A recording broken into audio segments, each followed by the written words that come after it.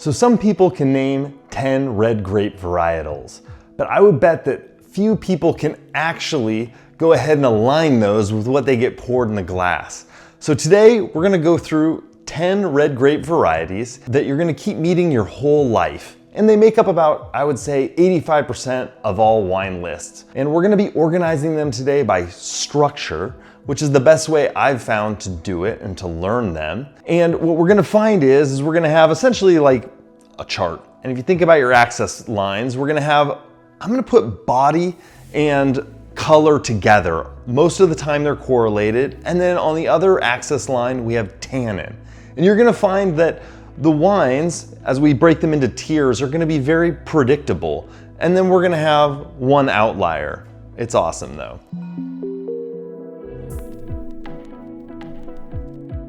So first, we're gonna start with our lighter red wines. So we have 3 grapes.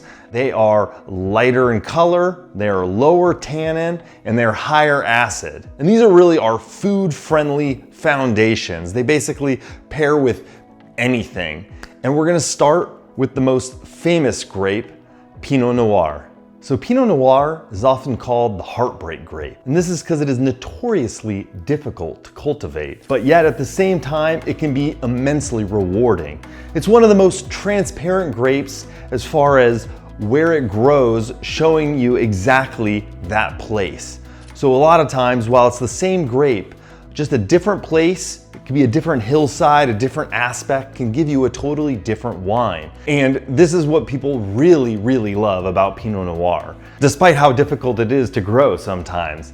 It's typically light in color and in body, high acid, and then low to medium tannin. And both of those things make it really great to pair with food. It's typically pale ruby in color and often transparent, which means if you look down in your wine glass, you can usually easily see your fingers and hand. And if you were to hold it out over a piece of paper, a newspaper, magazine, whatnot, you can easily read it. Flavors and aromas, typically red cherry, raspberry, forest floor, and sometimes you'll get a floral lift of rose.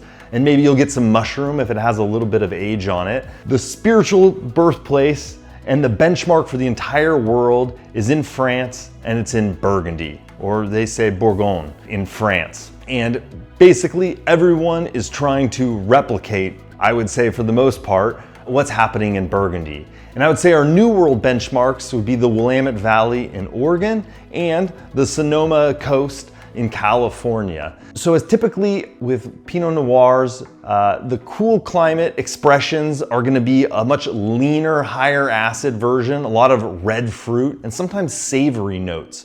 Whereas warmer expressions of the grape can be tilting into that darker fruit. So maybe like a black cherry, and then like a fuller body. And as far as food pairings go, it's very typical to pair it. It goes lovely with salmon, with duck, with mushrooms, soft cheese. Basically anything you would serve with salmon, Pinot Noir absolutely loves. One more thing about Pinot Noir is, I forgot service temperature. It loves to be a little bit below room temperature, as most red wines do.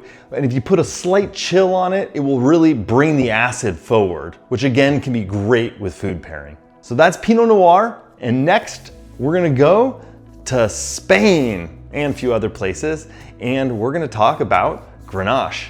Next is Grenache. So Grenache is light to medium in body. Really kind of depends on the climate. The warmer climate will give you a heavier body. Medium to high acid, and then low to medium tannin. And it has pronounced notes of strawberry, white pepper, dried herbs, and sometimes you'll get like a little lift of orange peel.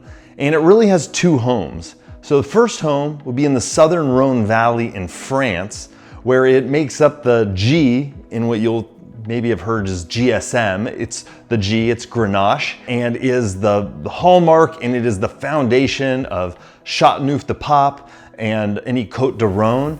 And then in Spain, they can make heavier wines, such as in Priorat. They can be really, really dense, and Spain loves it as well. And to them, it's called Garnacha. Also, I want to say that with Grenache, old vines kind of really do matter. And it really concentrates those flavors and adds a lot of complexity. So I'm gonna butcher the pronunciations, but in French it is Vie Vigne. And then in Spanish, I believe it's Vinis Vejas. For old vines. And then as far as pairing goes, roast chicken, paella, really anything off the grill, North African spice. It's a really super versatile wine. And I would just say like it's basically universally loved. And our last light red wine is really one of my favorite red wines.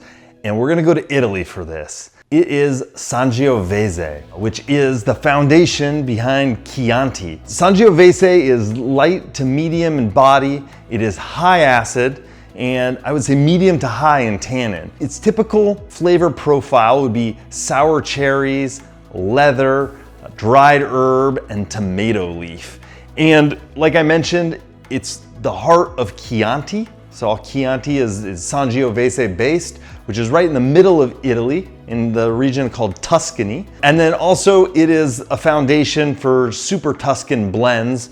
And that's typically where they'll blend in maybe some Merlot or Cabernet Sauvignon with them. As far as like food pairings go, Sangiovese is amazing. It's great for really anything Italian. So I think pasta, pizza, aged pecorino.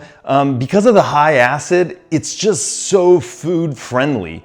It really just loves to go with anything. Also tomato-based sauces, especially with that tomato leaf in there, it's just like a perfect pairing. Other than that, yeah, these are the light wines for our foundational first tier, and they are the most versatile. They're typically the gentlest? I think that's the right word. And they almost always work in almost every scenario. Next, we're gonna go to the middle of the spectrum and we will look at the medium body concentration color red wines.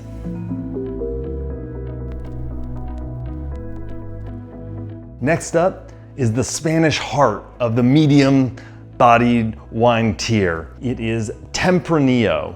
So Tempranillo is medium body, medium acid, and medium tannin.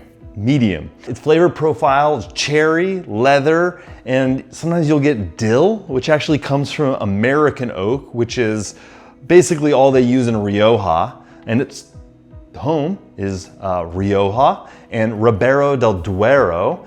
And so in Rioja, the style I would say is a little more mellow and savory, which is opposed to Ribeiro del Duero, which can end up being a more denser, brooding version of Tempranillo. And then you'll always see on the labels the terms either Reserva or Grand Reserva. Essentially, these are length of oak aging in oak barrels. And so long aging is really a hallmark of Spanish Tempranillo and really part of the wine style there. As far as pairing, you can go with lamb, jamon, which is ham. They make really good ham in Spain. Look up Iberico if you don't know yet. Sheep cheeses, think manchego, and really wood-fired anything. So that is Tempranillo. Next up would be something that's a little soft on the surface, but with some serious structure underneath, and that is Merlot. Merlot is absolutely one of my favorite grapes. It is medium to full in body, medium in acid, and then light to medium in tannin. It can depend a little on how they make it. Your typical flavor profile for Merlot is gonna be plum, black cherry, cacao, and sometimes you'll get like an herbal lift in some of the cooler climate expressions of it. Its spiritual home is the right bank of Bordeaux in France, which is right up against the ocean there. And the two areas you probably hear of the most would be Saint-Emilion and Pomerol. However, Merlot is actually the grape that is grown the most in Bordeaux as a whole. And it's because it's a little easier to ripen. And so in cooler years, you always gotta have, Merlot is definitely gonna be the one that's gonna ripen. And it makes some of the most age-worthy wines on the planet out of the right bank there. So forget what you heard in the movie, Merlot is amazing. As far as pairing it, You can go with steak frites, duck, mushroom risotto. Also, I should mention that while I touched on the right bank of Bordeaux, in the New World, I mean, Merlot's growing everywhere. But I would say Washington State and Napa also grow some of the best Merlot in the world. However, the style in the New World is maybe just a little riper and I would say a little chocolatier. Yeah, I'm gonna go with it, chocolatier. Next up is Malbec, which was born in France, but really got famous in Argentina. So it is medium to full in body, medium acid, and medium to high in tannin. Blackberry, violet, blueberry, juicy. In France, it's from Cahors, and it was one of the original Bordeaux blending grapes. However, there was a deep freeze, I think in the 1950s, and just almost all of it died off. And so it has found a brand new home in Mendoza in Argentina, where the high altitude vineyards just really do something special with it. So it really allows that grape to to keep its acid at the high altitude because it gets really cold there at night, and then also ripen really, really well. Malbec loves any charred protein. If you think of an Argentinian steakhouse, black pepper crusted anything, yeah, Malbec. And now let's talk about the loud one of the medium bunch, and that is Zinfandel. So Zinfandel, it was originally, I think, from Croatia, but is really found its home in California. And then it's also in Italy, where it's called Primitivo. It is medium to full in body. It is medium in acid. It is medium in tannin, but it is typically high alcohol. So typical flavors for it are gonna be blackberry jam, baking spice, bramble, and sometimes a touch of raisin in the warm years. The reason for the high alcohol really has to do with the fact that the clusters of Zinfandel really ripen unevenly. It's really a challenge. And so to make sure that the least ripe grape in the bunch gets all the way ripened, some of the other grapes in those bunches ripen a lot more, and that just produces more sugar and ends up with a higher alcohol. As far as like the home, I would say really most people find these in California. So you're gonna think Lodi, Paso Robles, Sonoma County. There's really some great old vine Zinfandel. We're talking like 100 years old, 70 years old. It's really worth seeking out. Ridge is an iconic producer down in California. Definitely check out Zinfandel. And then as far as pairing it, it goes with basically like anything barbecued, pulled pork, sausage. It's anything with smoke. Zinfandel just loves. So those are your 4 medium reds, all built for the grill. So that medium tier is your weeknight workhorse. You know, more body, more fruit, and enough structure to handle really anything that comes off a grill or cooked with fire. So now, the big ones. The 3 grapes, we're talking full body, firm tannin, and just structured reds built for big food that can match up with it.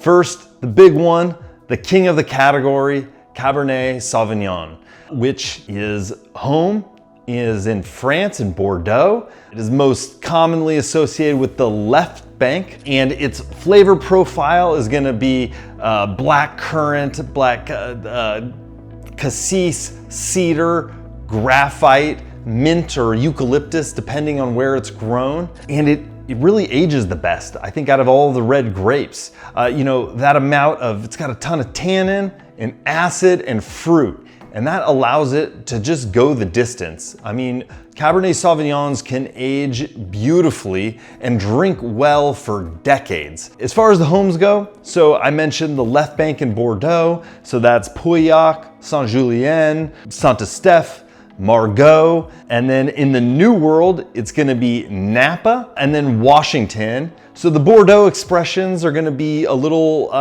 more savory, a little more graphite, and then whereas Napa is gonna be a lot more riper, pure fruit. And these things go so well with a steak, ribeye, anything with a lot of fat. The tannins just go ahead and they meet that fat and they just melt away and they just soften up. And then also when you have a big flavor like a big steak, the big flavor of the Cabernet meets it.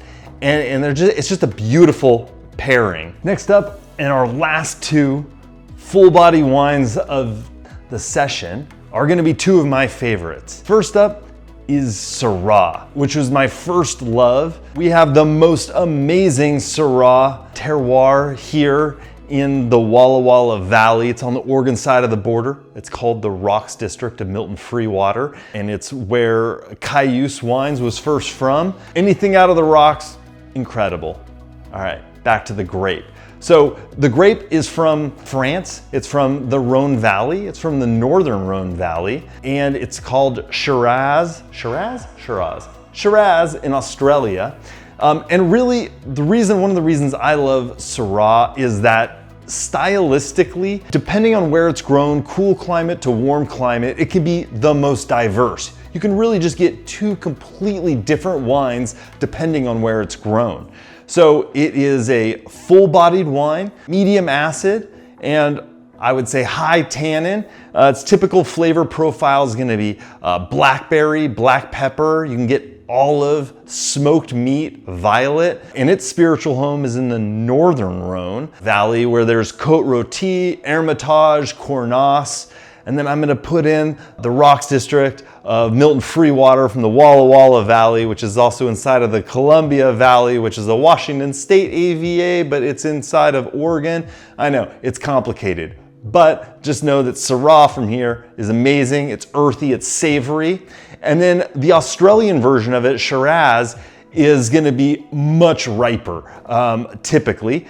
And you're gonna have a lot more black fruit, a lot more chocolatey. It is delicious in its own right, just a different expression of it. Very, very cool. And pairing, I would say lamb, game, stew. It's a big wine and it's really versatile and it loves food.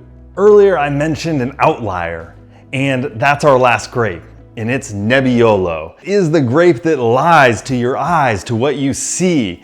It is so light in color. It is usually a garnet color, I mean like a brick, or almost orange, even when it's young. It has massive tannin and massive acid. I used to call it the tannin monster when I was describing it to friends. It has full body despite its color. It's pale, it's see-through, kind of like Pinot Noir, you can see right through it. But this thing is a beast. And it teaches you never to trust the color of wine alone. Its typical flavor profile is tar and roses, sour dried cherries, leather, truffle.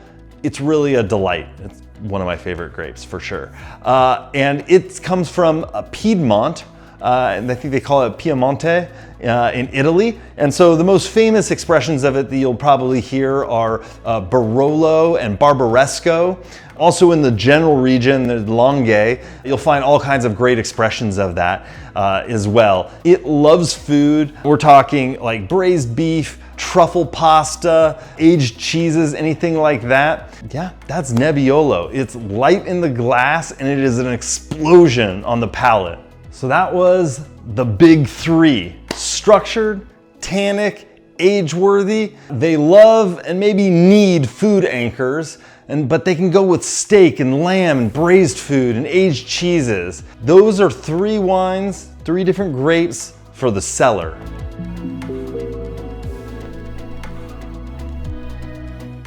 All right, now let's go ahead and take a look at them. So here we have three different wines in these glasses. We have a Pinot Noir from Oregon, this is the Willamette Valley. We have a Merlot from the right bank of Bordeaux, from a little satellite region outside of Saint-Emilion. And we have a Cabernet Sauvignon from the Napa Valley. And you can see here the color gradation, how we start from light and we move up to dark. And if we look, the tannin should follow the same if we were to taste these as well. So, we're gonna start from light tannin and move all the way up to firm tannin. It's the same structural map. Generally, between these three and any three, the structure is the key. and a few notes on labels. So Old World gives you the place, New World gives you the grape. What do I mean by that? Well, I mean, in the Old World, and so in Europe generally, typically the place is what's on the bottle label, right? So you have Bordeaux, Rioja, Chianti, Burgundy. And so that tells you kind of what is in the wine and what the grape is. And in the New World, they go ahead and do the opposite. They put the grape varietal on the front. So you'll see Cabernet Sauvignon, Malbec, Pinot Noir. And so knowing the grape behind the place, that's the unlock. That was these 10 cards, and these should help you navigate really any wine list you approach. And next, we will do the white grapes.